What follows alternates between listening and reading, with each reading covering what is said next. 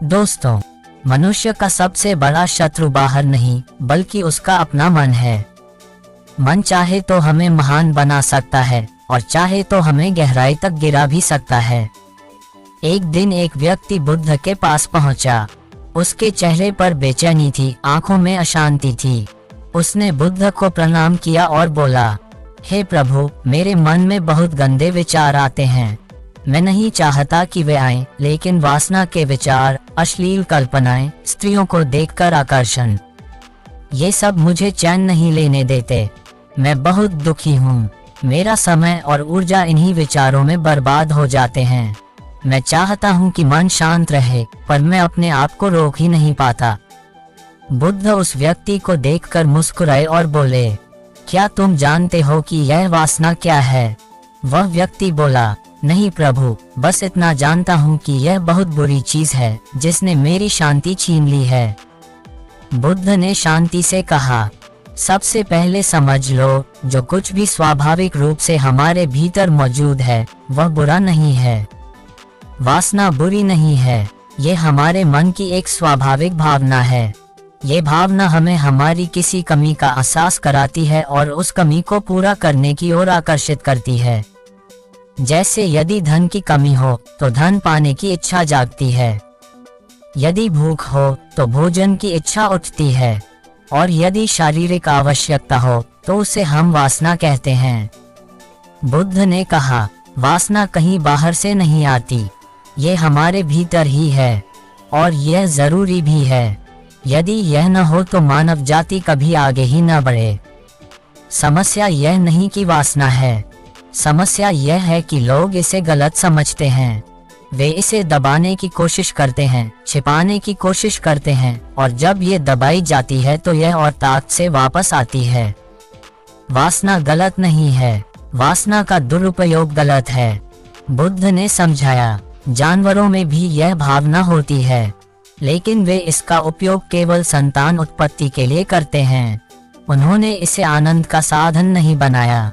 मनुष्य को बुद्धि मिली है, उस बुद्धि का उपयोग उसने प्रकृति को जीतने में किया, साधनों को बनाने में किया। लेकिन उसी बुद्धि ने उसे वासना को सिर्फ सुख पाने का साधन बना दिया।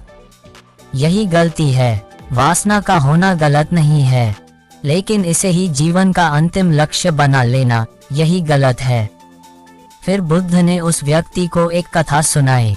एक आश्रम में एक गुरु और उसका शिष्य रहते थे। हर दिन वे भिक्षा लेने के लिए गांव जाते थे। गांव जाने के रास्ते में एक नदी पड़ती थी। एक दिन शिष्य ने देखा कि नदी के किनारे कुछ किशोरियां पानी भर रही थीं। वह रुक गया। उसी समय एक और लड़का वहां छिपकर खड़ा था और उन लड़कियों को बड़ी लालसा से देख रहा था। शिष्य ने पूछा, तुम छिपकर क्या देख रहे हो? लड़के ने कहा, अरे तुम देख नहीं रहे, ये अप्सराएं किस तरह कलश उठाती हैं, कैसी उनकी चाल है, कैसे उनके बाल हवा में उड़ते हैं। ये सौंदर्य स्वर्ग जैसा है। शिष्य ने उसकी बात सुनी और जिज्ञासावश वह भी देखने लगा। वह दृश्य उसके मन में बार बार आने लगा। धीरे धीरे उसकी भिक्षा लेने में रुचि कम होने लगी। वह बार बार उसी जगह जाकर छिपकर देखने लगा। गुरु ने देखा कि शिष्य अब काम में ध्यान नहीं देता, उसके चेहरे पर बेचैनी रहती है।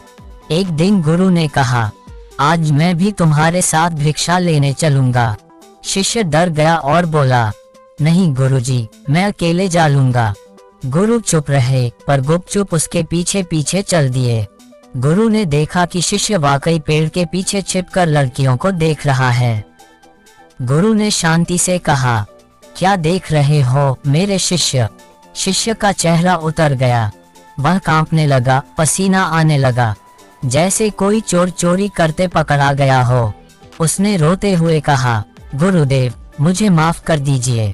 ये सब उस लड़के की वजह से शुरू हुआ, लेकिन अब मैं वादा करता हूँ दोबारा ऐसा नहीं करूँगा।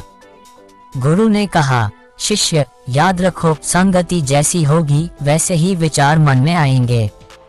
यदि संगति अच्छी हो तो विचार भी अच्छे होंगे, यदि संगति गंदी हो तो मन भी गंदा हो जाएगा। गुरु ने शिष्य को बगीचे में ले जाकर एक छोटी नाली दिखाई। नाली से पानी बह रहा था। गुरु ने कहा, क्या तुम इस पानी को रोक सकते हो? शिष्य ने मिट्टी डाल दी। कुछ देर के लिए पानी रुका, लेकिन फिर ऊपर से बह निकला।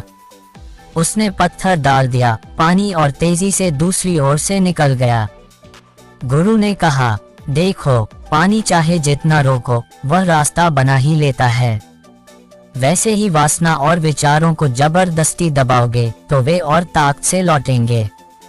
लेकिन यदि पानी को सही दिशा में बहा दो तो वही पौधों को जीवन देता है। इसी तरह विचारों को दबाना नहीं है, बल्कि उन्हें सही दिशा देना है। गुरु ने कहा, यदि पानी बहुत कम होगा तो पौधे सूख जाएंगे, यदि बहुत ज्यादा होगा तो पौधे बह जाएंगे। जीवन पानी से नहीं, बल्कि संतुलन से चलता है। वासना को दबाने से यह और ताकतवर होगी। इसे संतुलित करो, दिशा दो। इसे सृजन में लगाओ, अपनी ऊर्जा को विकास में लगाओ। याद रखो, दोष वासना का नहीं है, दोष तुम्हारे दृष्टिकोण का है। इतना कहकर बुद्ध ने उस व्यक्ति से कहा, जब गंदे विचार आएं तो खुद को दोषी मत समझो। ये स्वाभाविक है, लेकिन उन्हें दबाओ मत, बल्कि पहचानो, स्वीकारो और सही दिशा दो। तुम्हारे भीतर एक अद्भुत ऊर्जा है। उसे संतुलित कर लोगे तो वही ऊर्जा तुम्हें महान बना देगी। तुम जीवित ऊर्जा हो। तुम्हें रचने, बनाने और अनुभव करने की स्वतंत्रता है। बस संतुलन बनाए रखो। वह व्यक्ति गहरी शांति महसूस करने लगा। उसने बुद्ध को प्रणाम किया और कहा, प्रभु, आज मेरे सारे प्रश्नों का उत्तर मिल गया। धन्यवाद। बुद्ध मौन हो गए, लेकिन उस व्यक्ति का जीवन बदल चुका था। दोस्तों, ये कहानी हमें सिखाती है कि विचारों को दबाना नहीं है, बल्कि उन्हें दिशा देना है। संगति जैसी होगी, वैसे ही विचार होंगे, और संतुलन ही जीवन का आधार है। मनुष्य की सबसे बड़ी लड़ाई मन से है। हमें उम्मीद है कि आपको ये कहानी प्रेरणादायक लगी होगी। इसे अपने दोस्तों और परिवार के साथ साझा कीजिए। और हाँ, ऐसे ही जीवन बदलने वाली कहानियाँ सुनने के लिए हमारे चैनल को सब्सक्राइब करना न भूलें। नमो बुद्धाय।